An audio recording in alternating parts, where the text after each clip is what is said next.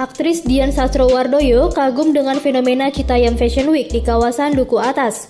Meski belum pernah secara langsung turun ke kawasan Duku Atas untuk melihat fenomena itu, ia cukup mengikuti perkembangannya dari televisi.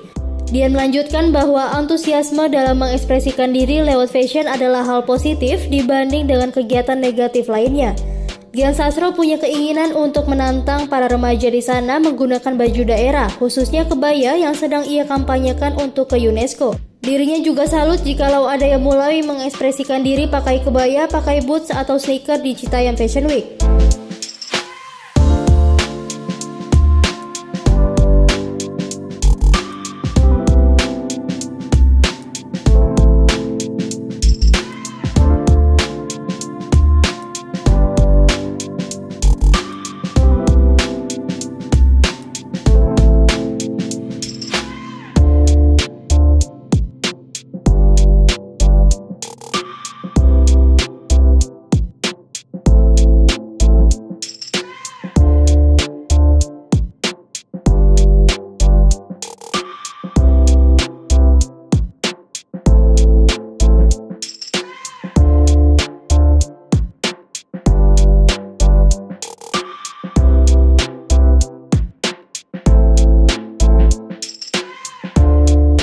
Terima kasih sudah nonton.